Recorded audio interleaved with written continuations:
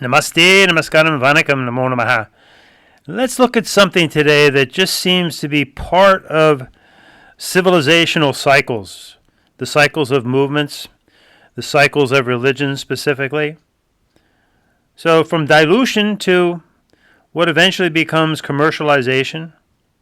And we'll also look at the important NAT principle, which we developed here to strive for a more balanced approach to life, having experienced the extremes. So today we have gone from Hindu yoga to quote-unquote Mick yoga, and also we've gone from Buddhist sati and smriti to what many are calling now Mick mindfulness, where you find a Buddha in your department stores. And I wonder what happened to the saying, if you see the Buddha along the road, kill him, right? Meaning that the Buddha didn't want himself to become an image of reverence. So there seems to be a recurring pattern that appears throughout all civilizations, through religions, through the entertainment industry, too, to politics, and even education. So initially a movement begins with intensity, a lot of passion, sacrifice, clarity, and purpose. Then it becomes successful and therefore attractive. Then it starts to spread to the masses. Then institutions and money accumulate around it. And then branding begins. And then, interestingly, ethical discipline starts to weaken. Image gradually overtakes substance. Scandals emerge. Cynicism spreads. Collapse. Then reformers perhaps eventually arise, trying to restore the original integrity. Mass culture tends to prefer convenience, emotional stimulation, quick transformation, 200-hour certified yogis, identity affirmation, accessibility, entertainment, and profit scalability. Therefore, there is a consistent pressure to dilute what was depth into consumable experience. Let's look at some religious parallels. In early Christianity, which obviously was created after the Jewish rabbi Yeshua was killed, and then this new cult formed,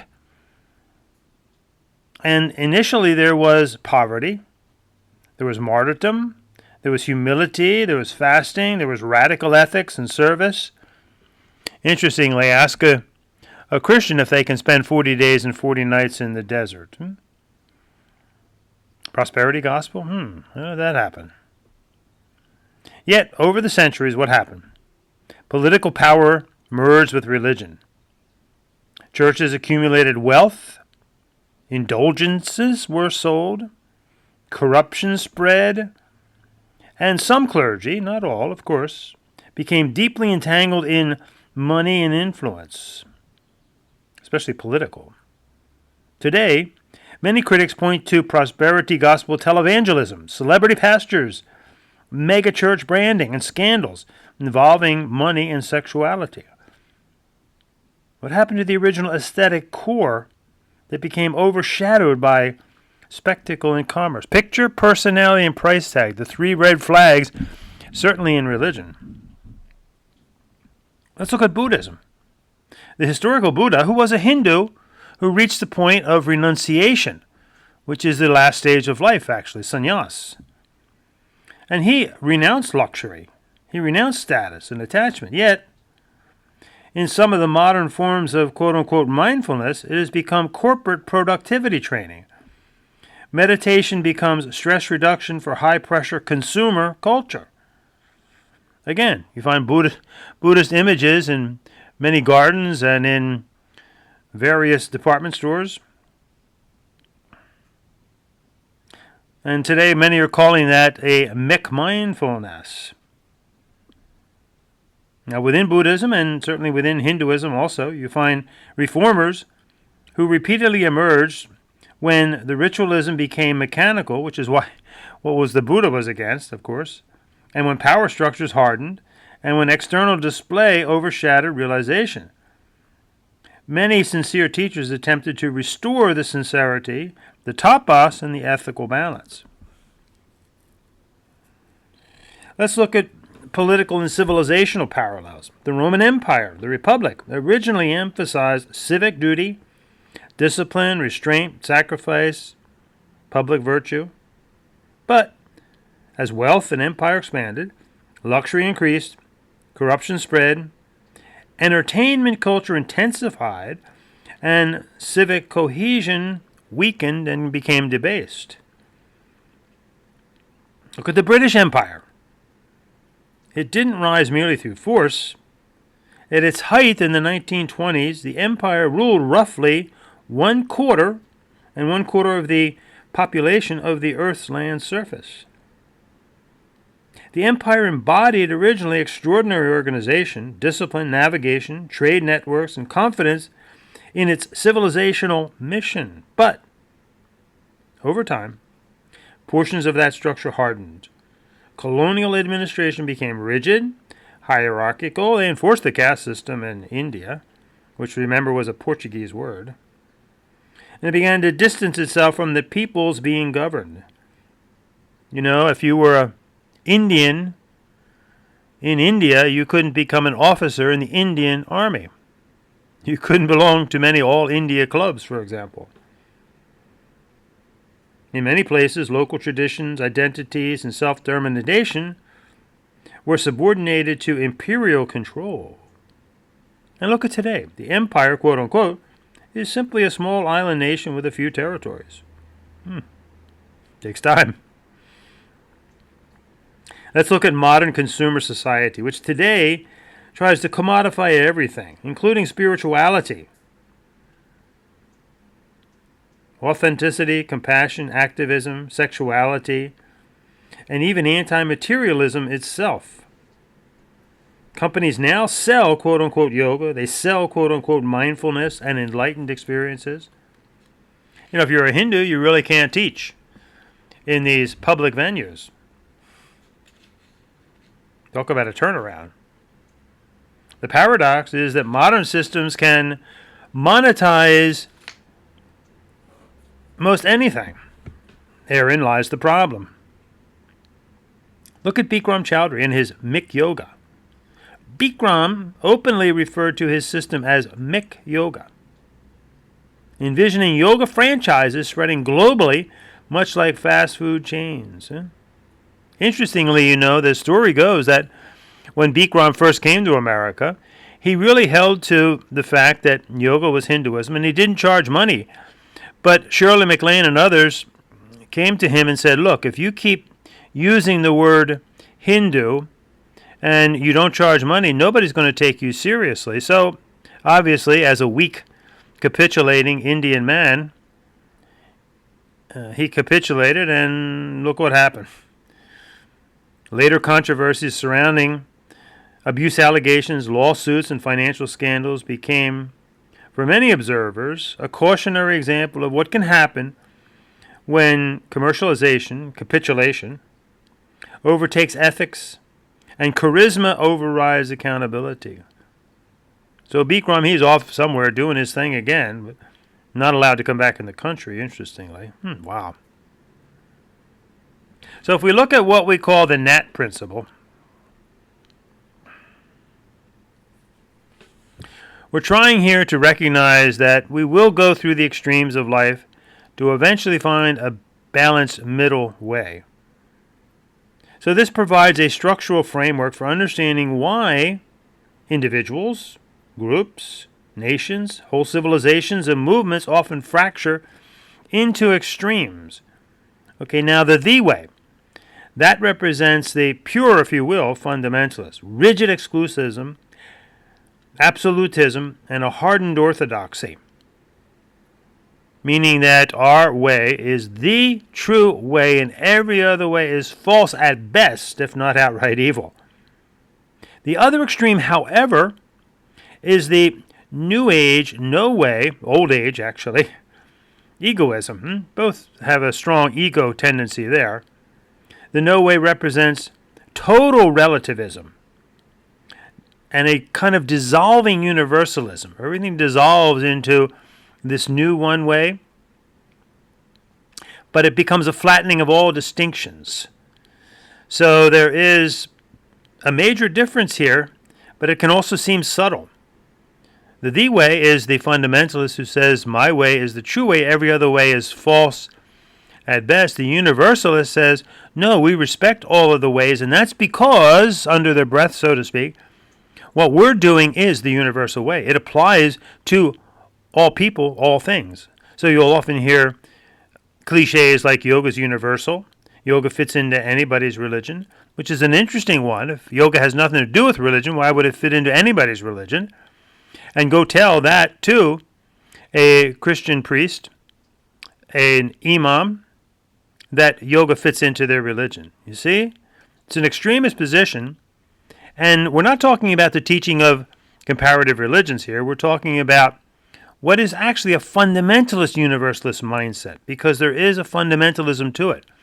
They're doing something very specific, like yoga, for example, or mindfulness, and then claiming that that's universal and fits into everybody's religion, everybody's way of life, which is absolutely not true. It's an extremist position. Is there a third rail, like the coin? When we have a coin, for example, you can have fun asking people how many sides. Most people will say 2. No, there's 3. The third side's tough. Balance in the middle.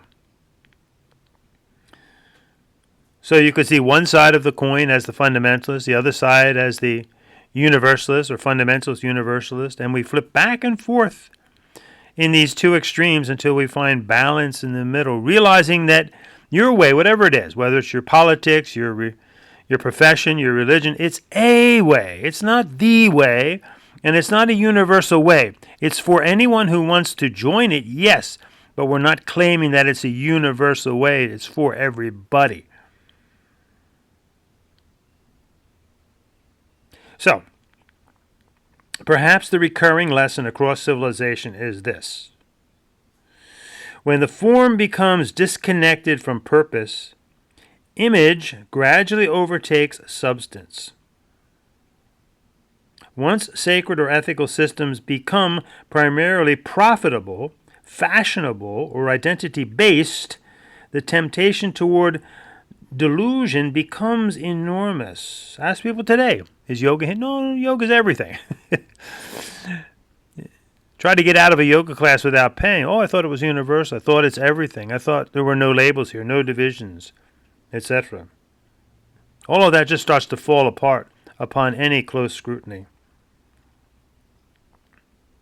Yet, also generations repeatedly generate reformers when people have had enough, or they just see through the delusions, they see through the extremes. So in Hinduism, we use the word dharma. Principles, tradition, duty, having a good balanced approach to life. And it's not simply about preserving tradition or destroying tradition, but learning how to keep wisdom alive without letting it harden into tyranny or evaporate into a state of meaninglessness. But this kind of transformation is painful. It takes a lot of work. Look at these girls on the balance beam. Look how much work they put into striving for one perfect 10, where they, of course, don't fall to either side, to either extreme. Get the point? They don't even waver. They're so focused. They're so balanced in the middle. There's something about the things that we do in human life that's showing us intrinsically that we need to find balance in life. Remember, that was Mr. Miyagi's second lesson to his disciple, Daniel-san. Go find the balance. What was his first lesson? His first lesson was you must choose. First you choose, and then you find balance within that choice. You find your way, a way, and then find a balance between the way and the no way. Not easy to do. And we're all in this together, and we've all, if you've achieved any sense of balance, we've been on the extremes. This is the learning curve of life. Remember, without passion for life, which means you're going to make mistakes, we all do, you'll never develop compassion. So ask yourselves, When you hear the term mindfulness, for example, say, a mind full of what? A mind can be filled with ethics, compassion, wisdom, humility, self-understanding, self-reflection, or it can be filled with greed, vanity, endless consumption, stress, anxiety, monetary obsession, ego inflation. Look at all the people putting their name on yoga. Even Christians don't have the brass to put their name on their sacred disciplines. So you have Kino's yoga and Adrian's yoga, and et cetera, et cetera. And of course you have all the crazy nonsense, goat yoga, beer yoga, yoga booty ballet, et cetera, et cetera. So this kind of thing, this mindlessness, is really without an ethical foundation. And it can become, in a sense, psychologically calming to many because you don't have to think very deep. But it's morally directionless. Let's find our GPS again, our inner compass, our inner direction. Here we're using it as an acronym for gratitude, persistence, service. Say to yourself, thank you. I can do this. Who can I help? When it comes to these various religious traditions of the world, pause a moment and thank all those who dedicated their entire lives to these particular traditions, these particular paths up the mountain, if you will, so that we could enjoy the traditions. We could walk this established religious path. And we're all religious in a sense, because the original meaning, religio, religare, meant simply and profoundly just trying to get one's act together, because it means to tie, to bind, to link. And we're all trying to do that to one degree or another. So in that sense, everybody is religious. Now, at this point in history, we have several established religious traditions. And it's not just the monotheistic religions. There are only 3 out of many more and many sects within the religions. So we can choose one of them, and that would mean following it all the way through. And of course, if we ever wanted to teach one of them, we would have to fully commit to it, follow it, and then teach, not the other way around. Or we could simply create a brand new one, or we don't have to follow any established religious tradition at all. But importantly then, we wouldn't be appropriating from them. We wouldn't be stealing from them. In your personal life, you can do whatever you want. You can take a little bit of this, a little bit of that. But if you're calling yourself a teacher, perhaps like a New Age teacher or so-called yoga teacher, and you haven't really committed, in this case, to Hinduism, then you're just being disingenuous, dishonest to yourself and to others. Again, you can follow one of the religious paths of the world or not. It's up to you. But then you wouldn't teach it if you didn't. Or you could create a new one. Who knows? There might be new ones yet to come.